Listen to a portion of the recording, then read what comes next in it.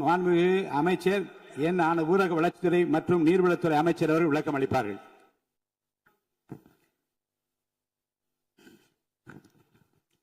மாண்புமிகு பேரவைத் தலைவர் அவர்களே, மாண்புமிகு முதலமைச்சர் அவர்களே, காவிரி நதிநீர் விவகாரத்தில் தமிழக விவசாயிகளின் வாழ்வாதாரத்தையும் நமது மாநிலத்தின் வரலாற்று சிறப்புமிக்க நதிநீர் உரிமைகளையும் காப்பதில் இந்த அரசு துளியும் சமரசம் செய்து கொள்ளாது என்பதை இப்பேரவையில் உறுதியாக தெரிவித்துக் கொள்கிறேன்.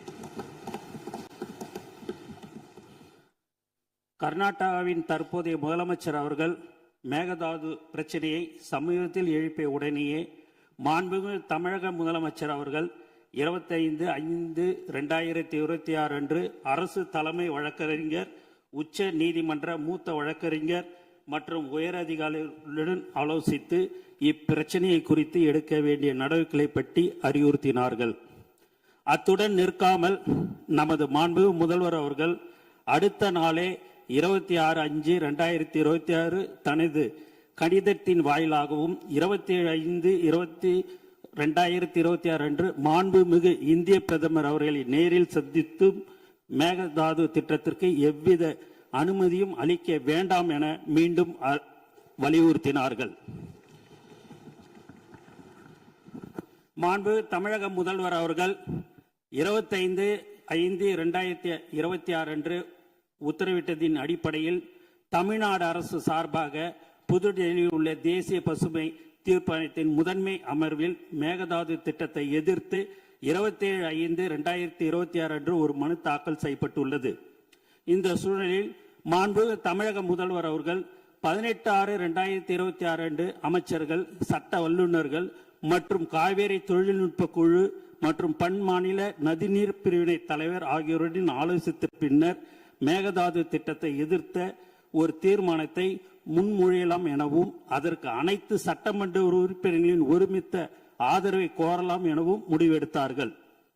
காவேரி நதிநீர் விவகாரத்தில் ஒருமனதாக ஏற்றப்பட்ட தீர்மானத்தில் மாண்புமிகு எதிர்க்கட்சி தலைவர் அவர்கள் 4/3/2026 அன்று தமிழ்நாடு அரசு ஒன்றிய அரசுக்கு மேகதாது அணை விவகாரம் குறித்து ஒரு புதிய நடுவர் மன்றம் அமைக்க முன்மொழிகள் அனுப்பியதும் குறித்து தீர்மானத்தில் சேர்க்க கோரிக்கை வைத்தார்.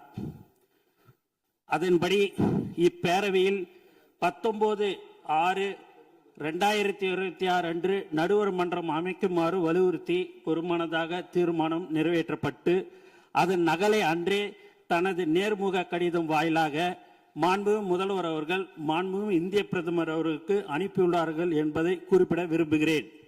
இவ்வாறு தமிழர் நலன் கருதி இந்த அரசு மாண்புமிகு முதல்வர் அவர்களின் ஆலோசனைப்படியும் மேகதாது திட்டத்தை முறியடிக்க அனைத்து நடவடிக்கைகளும்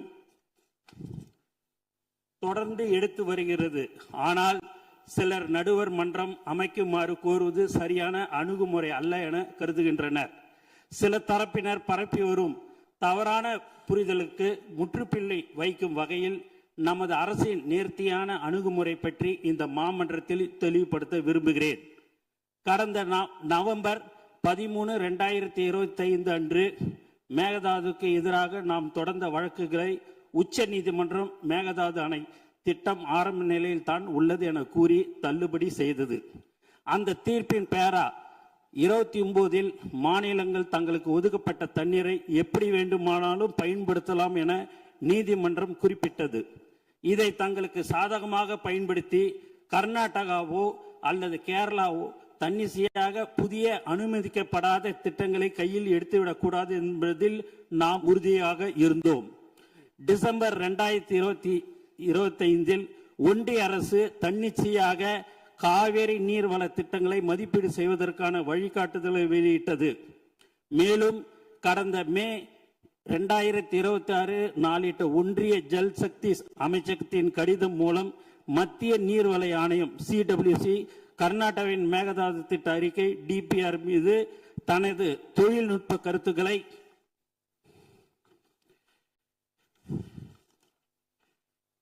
வழங்கி அடுத்த கட்ட நகர்வுக்கு காத்திருப்பது அம்பலமாகி உள்ளது. இருப்பினும் இந்த வழிகாட்டுதல்களை கடுமையாக எதிர்த்தும் தமிழ்நாடு அரசு 9/6/2026 அன்று ஒரு கடிதம் எழுதியுள்ளது.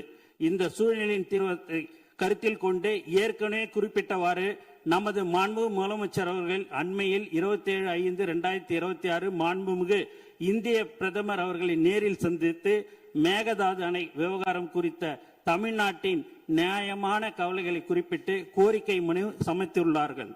தமிழ்நாட்டின் ஒப்புதல் இல்லாமலும் நடுவர் மன்ற தீர்ப்புக்கு முரணாகவும் மேகதாது பகுதியில் எந்த ஒரு கட்டுமான பணிகளும் அனுமதிக்க கூடாது என்று அக்கோரிக்கையில் மிகவும் வலியுறுத்தி கேட்டுக்கொள்ளப்பட்டுள்ளது. 2018 உச்ச நீதிமன்ற தீர்ப்பின் மூலம் தமிழ்நாட்டிற்கு உறுதி செய்யப்பட்ட 50% நம்பகத்தன்மை கொண்ட 740 டிஎம்சி தண்ணீர் பங்கீட்டை எந்த ஒரு புதிய நடுவர் மன்றமும் மாற்ற முடியாது. எனவே கர்நாடகா தமிழ்நாட்டிற்கு அளிக்க வேண்டிய 176.25 டிஎம்சியில் எந்த மாற்றமும் ஏற்படாது. 177.25 டிஎம்சியில் எந்த மாற்றமும் ஏற்படாது. 1956ஆம் ஆண்டு நதிநீர் தாவா சட்டத்தின் பிரிவு 4(1) படி ஏற்கனவே தீர்க்கப்பட்ட பிரச்சனையை மீண்டும் திறக்க சட்டத்தில் இடமில்லை. 2018 தீர்ப்பில் உபரி நீர் சர்ப்ளஸ் வாட்டர் குறித்து துல்லியமாக கணக்கிடப்படவில்லை. இதனை பயன்படுத்தி கர்நாடகா உச்ச நீதிமன்றத்தில் ஏற்கனவே ஒரு அசல் வழக்கை தொடர்ந்தது. 1956 நதிநீர் தாவா சட்டத்தின்படி இத்தகைய புதிய நதிநீர் பிரச்சனையை ஒரு நடுவர் மன்றத்தால் மட்டுமே தீர்க்க முடியும் என்பது உச்ச நீதிமன்றத்தில் நமது வாதமாகும். காவேரி மேலாண்மை ஆணையம் CWMA கர்நாடகாவின் விரிவான திட்ட அறிக்கையை DPR நிராகரித்து விட்டது என்று கூறுவது முற்றிலும் தவறானது. காவேரி மேலாண்மை ஆணையம் CWMA கர்நாடகாவின் விரிவான திட்ட அறிக்கையை DPR நிராகரிக்கவில்லை. மாறாக எவ்வித கருத்தும் கூறாமல் மத்திய நீர்வள ஆணையத்திடமே CWC திருப்பி அனுப்பியுள்ளது. எனவே ஆபத்து இன்னும் நீங்கவில்லை. மாண்புமிகு பேரவைத் தலைவர்களே, ஒன்றிய அரசும் கர்நாடகாவும் புதிய வழிகாட்டுதலின் கீழ் மேகதாது திட்டத்தை மறைமுகமாக மேற்கொள்ள முற்படும் வேளையில் நாம் கைகளை கட்டிக்கொண்டு வேடிக்கை பார்க்க முடியாது. அந்த வகையில் மாண்புமிகு முதலமைச்சர் அவர்கள் மாண்புமிகு இந்திய பிரதமர் அவர்களிடம் வழங்கிய கோரிக்கையின் தொடர்ச்சியாகவும் ஒன்றிய அரசின் தன்னிச்சையான நகர்வுகளை முடக்குவதற்கும் உபரி நீர் மீது தமிழ்நாட்டின் உரிமையை நிலைநாட்டுவதற்கும் ஒரு மிக சிறந்த அணுகுமுறையாகவே புதிய நடுவர் மன்ற கோரிக்கையை முன்வைத்துள்ளோம்.